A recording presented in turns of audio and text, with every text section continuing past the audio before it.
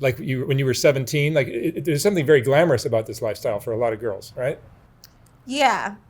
I mean, it can be seen. It's kind of like the game, getting into the game is kind of like you're in the middle of an ocean and you're just like in the middle of the ocean and there's like what are those things that like save you?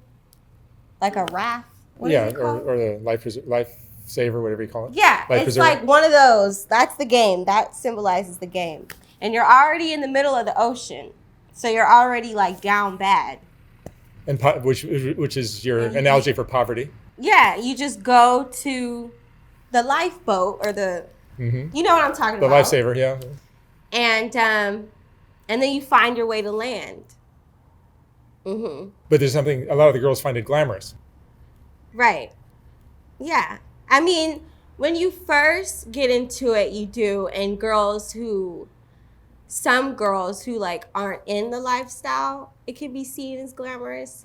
And I mean, there's some glamorous parts, but like the working part, especially the streets, it's not glamorous, like in any way. Are any of your It's work. Are any of your tricks or Johns guys that you would consider like dating or anything like that? Do you ever find them like, oh, this guy's cute? I haven't met one yet that I could think of that comes to mind. So you're not going to fall in love with one of these guys? No, I don't think so. No. It's not because like I'm a sex worker and you're a client, you know, so. Can you even fall in love? I mean, you're 19 years old. You've been doing this for a couple of years. You're a vet now. I mean, I've watched you work. You're very. No, I'm not even going to do the vets like that because they earned their stripes. I'm still learning. Yeah, but you're very good. I think you're a pro. But can you even fall in love? Because you're so deep into this. Like I said in my interview, I think my last interview, there's someone for everybody. I believe that. Yeah, I think people need to expand their minds in terms of what is a acceptable lifestyle and what a monogamous or polygamous relationship is, or right. You know, because other people have different views on monogamy and polygamy. Yeah. So in New York, they just decriminalized prostitution. Right. Which, you know, could happen in California. And well, here, I believe they can't. I believe it's either they can't like prosecute you for it or something like that here in LA. Yeah. Like they can't prosecute you. They're not prosecuting prostitution cases right now because of COVID and stuff. The cops will roll up and down Fig and not really.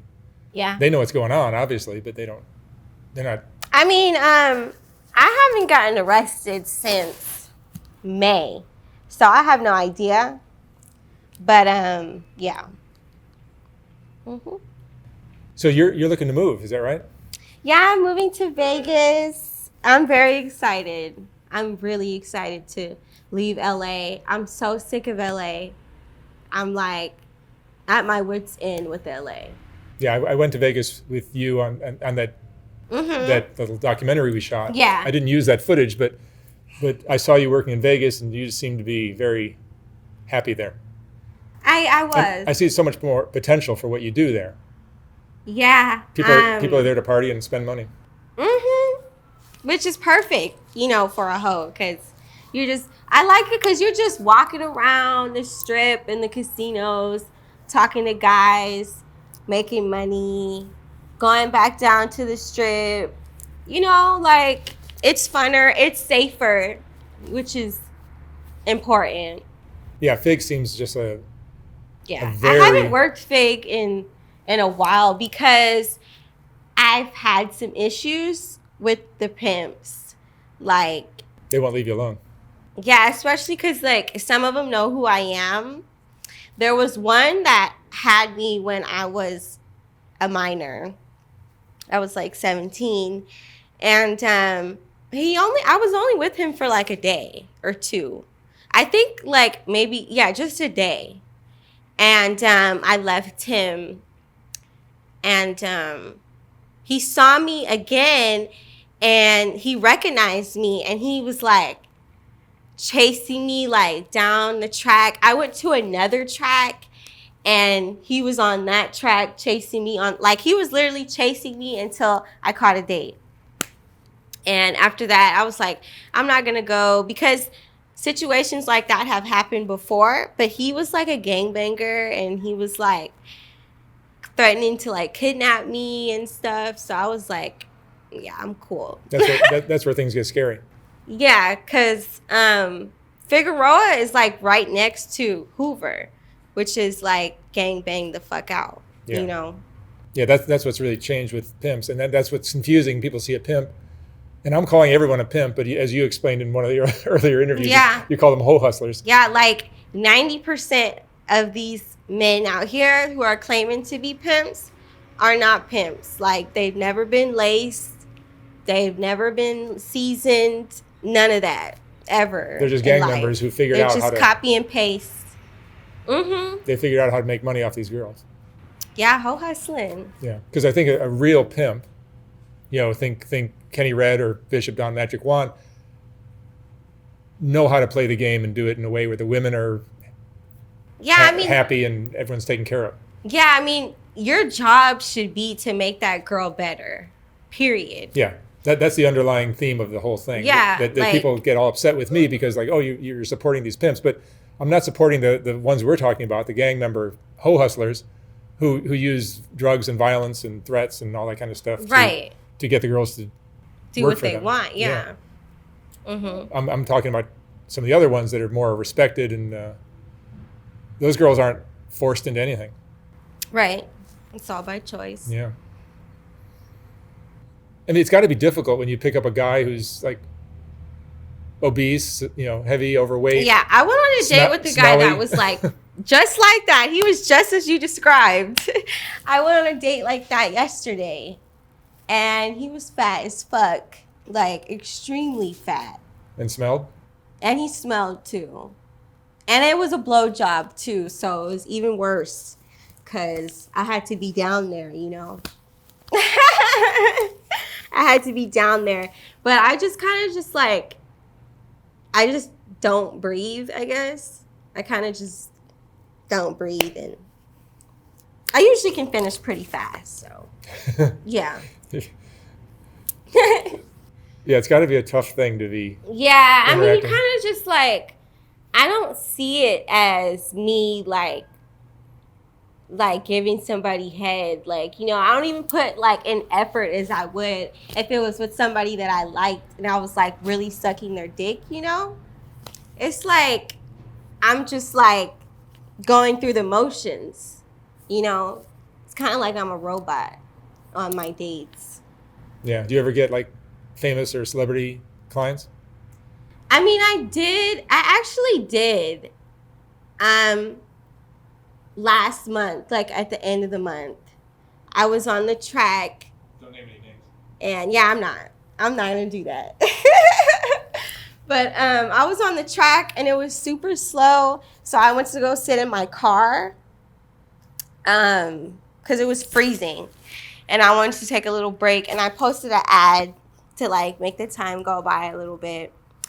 And I got a text message for an alcohol, so I was like, do you have FaceTime or Google Duo? Because that's what I require. Like, that's what those are my, it's my vetting process. Make sure the guy's not a cop. Yeah, and so when I FaceTimed him, he was like somebody that I had used to listen to when I was like 15, 16. He kind of fell off a little bit.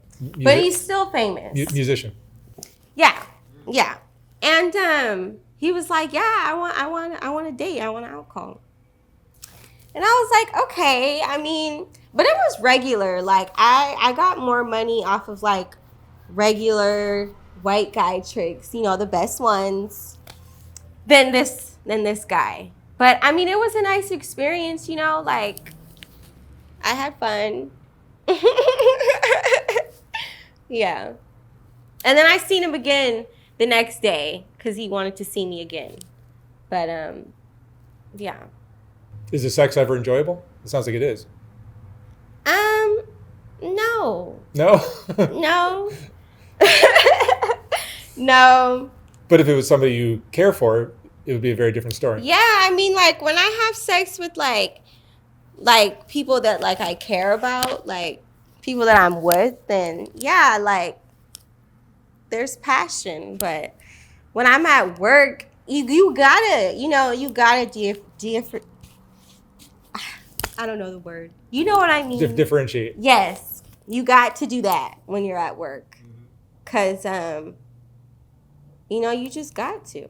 It takes a special kind of guy to accept a woman who will do what you do.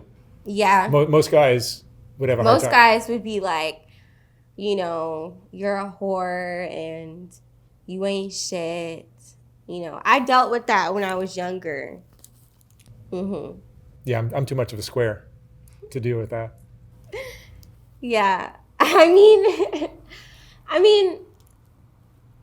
I guess it's acceptable, like, for pimps because they're in the same situation that hoes are. They're in the streets too. And they got to come up too. So they come together. Yeah. You guys are a good fit. Yeah. Pimps and hoes. Pimps and hoes. You had a pimp early on in your career? I had a few, my first one, I'm so embarrassed, like, to even talk about it. Because he was actually a white boy. Mm-hmm. I know you gave me that look. You're like, royalty. Yes, he was white. I was very, very new. I had only caught like one date ever. And I was walking, this was in San Diego. I was walking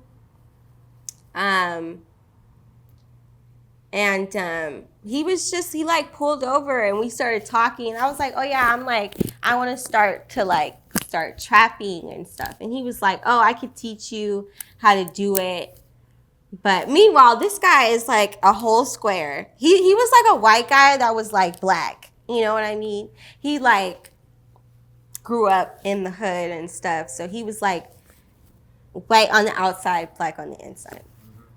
And he was a hoe hustler. He didn't know what the fuck he was doing at all. And then I had one that was like kind of like my boyfriend or whatever. Then I had another one. They were just like all ain't shit. Moral of the story. That seems to be the MO for a lot of these street hustlers is they approach a girl as a boyfriend and then very quickly it turns into a... Well, that they do that with girls that don't know any better.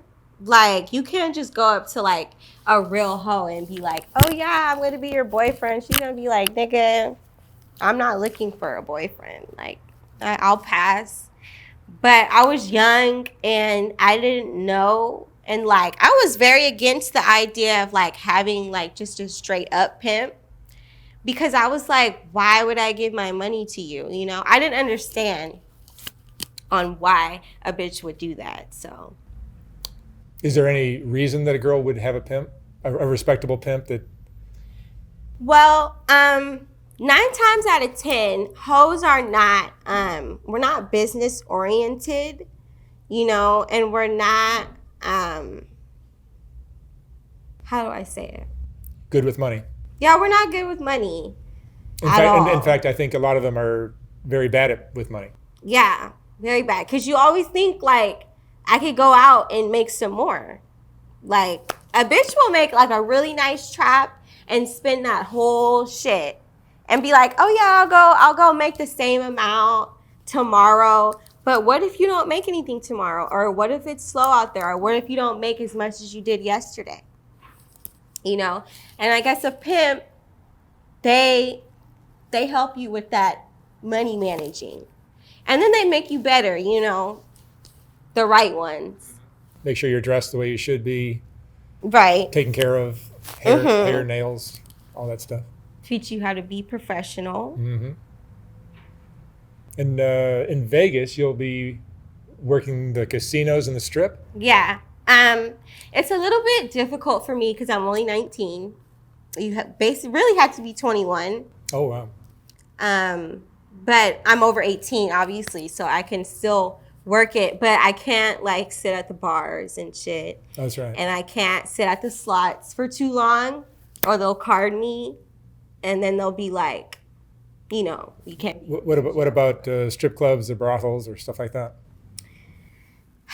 The brothels, I'm really iffy about the brothels because they take like 50%, and I'm like, they take 50% for no reason too. Like, it's not even like you guys are doing anything for me, other than giving me a platform. But the strip clubs are always a go. I wanted to go to this one. It's called like Little Darlings or something like that. Yeah.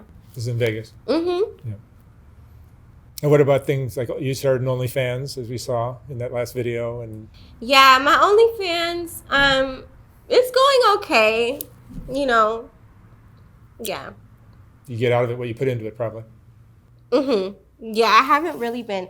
Honestly, I've been slipping a little bit, but that's because I've been planning on moving to Vegas and like kind of transitioning my career. Because I will not be playing the streets in Vegas. Oh, you won't? I will not be on the track. There's a track out there, and I will not be on it at all. You won't catch me. Okay. But the strip and the casinos?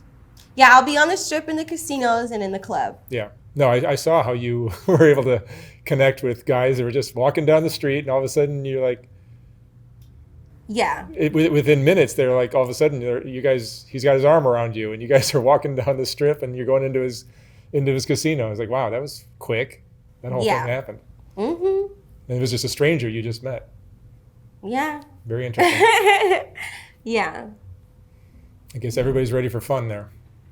Yeah, everybody is pretty much ready for fun. The last time I was out there, which was like a week ago, it was like a country convention. So there was like a lot of like country men out there and stuff. Cowboy hats and... A lot of cowboy hats. Boots. I was like, what the fuck is going on? There's like so many cowboy hats out here. But you're a beautiful woman. It doesn't matter with the race with you, because you'll get white guys, Mexican guys, everything. Yeah. They all like you. Yeah, like the first day, I was like, I don't think they're going to like me. But then I noticed that they were like talking to like some other black girls that honestly weren't that good looking. So I was like, oh yeah, if they're talking to them, I'm for sure top notch. But I still got some money, so it was all good. I've seen you in many different situations when business was doing well and not so well. Mm-hmm. And your mood, your attitude, your mood was really solid, just very consistent throughout. Yeah. Like you got through the tough parts and the crappy weather and everything, and you just persevered and stuck by it and had a less lucrative night, and then I've seen you where you're making lots of money. Yeah, you're the same person either way. Yeah, I mean, it's hard work. Yeah, especially for me because I'm a black woman and racism is real. Like it is really real. I have been out there like next to a white girl that's not even like pot belly, not even looking right. And they will choose her over me, like all of this. Because they want her skin color, I mean, I understand, you want what you want, but it can be very frustrating, especially when the girl, I get it if she like is like really bomb. I'm like, hell yeah, but 9 times out of 10, like the white girls on the street, they be like mediocre as fuck. And yet they make solid money. Yeah, like it's very consistent for them. And, like a black girl has to work like 10 times harder. She has to jump through hoops and fucking fire flames and all types of shit. And then you can't date black guys because they'll hustle you. Yeah, and then you can't date black guys. But the white girls will date black guys. Yeah, because they're like nicer to them. They're nice to them, yeah. Yeah, like I get a lot of black guys that want to date me, but I don't want to date them because I'm scared that they'll like do something to me because I've been raped by a black guy before out there. Yeah, but I've talked to a lot of Mexican and black girls or white girls who will not have that same problem. Yeah, I've talked to one and they're like, my biggest clientele is black guys. And I'm like, bitch, shit, it couldn't be me. I mean, you know, I guess people like what they don't usually have. Yeah, there's some... Because I know when I go around a whole bunch of white guys, they're like, oh, wow, like, you know, she looks good.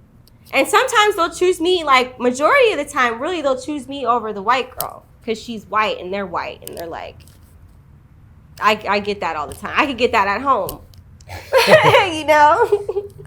So you have family still? Yeah. They didn't go anywhere, you know. No, but you talk to them? Mm-hmm. Did I tell you about how my mom came out here and visited me? Recently? My real mom? No, I don't think you did. She came in like August, but she came with my baby sister. And it was really nice. I haven't seen them since I was like 10 years old. So, yeah. And she's like very supportive of me and everything that I do. And I love her for that. What do people like squares not understand? Because there's a whole different culture for African American people in these low income, these poverty stricken neighborhoods. And they think that what you're doing is awful. Right. But there's a culture that kind of understands that what you're doing is surviving better than most. Right. Like people in the hood, they see like pimps and hoes, like it's kind of like a love-and-hate relationship. They're like, we know that they're making money, but we're still mad because, you know, it's a sex industry. So it's naturally gonna attract like hate because it involves sex and women and money. So I heard somebody say recently, there's only two commodities in the hood: drugs and sex. Mm-hmm. That's it. Yeah. Yeah.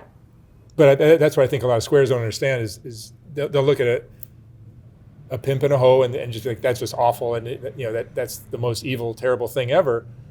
But given the options that maybe you see in front of you, right. This is a pretty good option for you. I mean, not only that, it's like it matters about where you're going. Like, yeah, I sell my body, but I mean, I'm moving into a nice apartment, like a nice resort style apartment in Vegas. I'm going to be trying to like get myself out of the streets first and then out of the game eventually. Mm-hmm. And where would you like to go in 5-10 years? I want to go to school. I had to finish high school because I never graduated. I dropped out in like 10th grade. And so I had to finish that. And then I wanted to go to school for forensics. Oh, wow. Yeah, I love science. Good for you. Mm-hmm. Yeah, there's a lot that people don't understand about these cultures and the culture that you come from. Right. You know, South Central LA is it's a different world than how most white people grew up. Yeah, I mean, I honestly... We don't understand it. I can relate to how white people grew up because I kind of grew up in the same way. I didn't grow up in like a poverty-struck area. I just migrated over here because I was emotionally abused at home and I decided not to deal with that shit.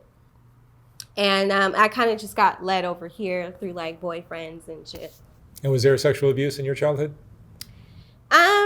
When I was like 2, I was in foster care, and the foster mom had a son, and he was like addicted to pornography, and he would like take me down to the garage and like touch on me and like make me watch porn with him, and that made me very hypersexual as a child. Yeah, and that's another huge problem with this whole. Mm-hmm. Yeah. Yeah, that whole culture is just, it happens every household almost, something like that. Yeah, it went on until like I left her house. But it was sad because I didn't mind it, which was the sad part. Mm-hmm. Mm. Yeah. Yeah. Do you have friends that do this?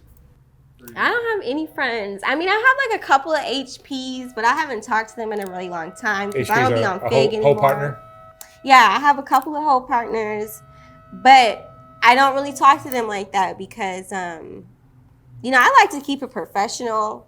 I don't really like to get into, because she may have folks and I don't want to get close to her. And then her folks is like, she getting close to you. She must want to come home and be with me. I don't want that. So I kind of, if I see you, hey, how you doing? And I go about my business. So you avoid situations where you might get approached by a pimp. I avoid. I don't want your pimp thinking that I like you or him or none of that.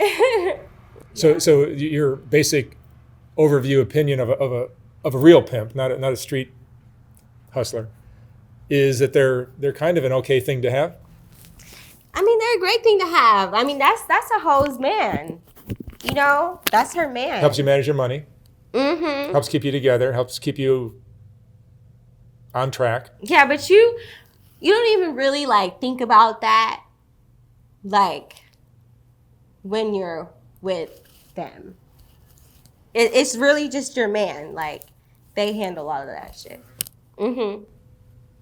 Yeah, see, that's the part that white folk just cannot wrap their heads around. I know. They're like, she should be doing it for herself.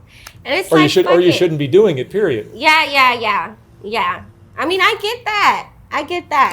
But you can't put on a nurse's uniform and go work as a nurse tomorrow. So yeah, I can't. There had to be steps to be taken towards it. Yes, and because of the way you grew up, you didn't have those steps right in front of you to take. Right.